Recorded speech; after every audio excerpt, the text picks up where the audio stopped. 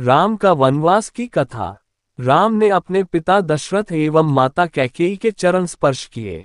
राम को देखकर महाराज ने एक दीर्घ श्वास और केवल हे राम कहा, फिर अत्यधिक निराश होने के कारण चुप हो गए। उनके नेत्रों में अश्रु भर आए।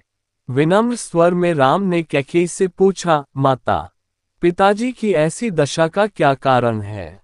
कहीं वे मुझसे अप्रसन्न तो नहीं हैं? यदि वे मुझसे अप्रसन्न हैं तो मेरा क्षण मात्र भी जीना व्यर्थ है।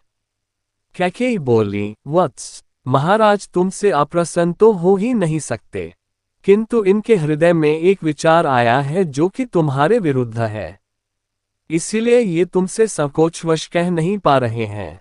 देवासुर संग्राम के समय इन्होंने मुझे 2 वर देने का वचन दिया था। अवसर पाकर आज मैंने इनसे वे दोनों वर मांग लिए हैं।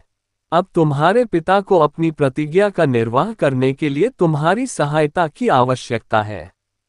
यदि तुम प्रतिज्ञा करोगे कि जो कुछ मैं कहूंगी उसका तुम अवश्य पालन करोगे तो मैं तुम्हें उन वरदानों से अवगत करा सकती हूँ। राम बोले, हे माता, पिता की आज्ञा से मैं अपने प्राणों की भी आहुति दे सकता हूँ। मैं आपके चरणों की सौगंध खाकर प्रतिज्ञा करता हूं कि आपके वचनों का अवश्य पालन करूंगा। राम की प्रतिज्ञा से संतुष्ट होकर कैकेयी ने कहा, वत्स, मैंने पहले वर्ष से भरत के लिए अयोध्या का राज्य और दूसरे से तुम्हारे लिए 14 वर्ष का वनवास मांगा है।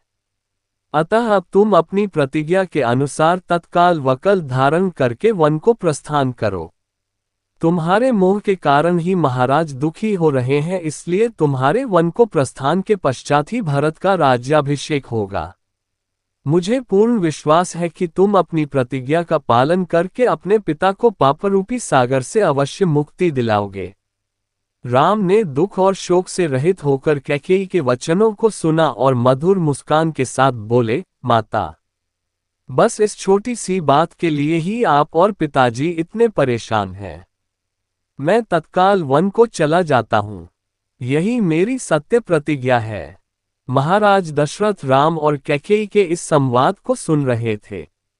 इसे सुनकर वे एक बार फिर मूर्छित हो गए। राम ने मूर्छित पिता और कैकेयी के चरणों में मस्तक नवाया और चुपचाप उस प्रकोष्ठ से बाहर चले गए। इसी भगवान की वीडियो देखने के लिए सब्सक्राइब करें चैनल को और बेल आइकॉन दबाएं।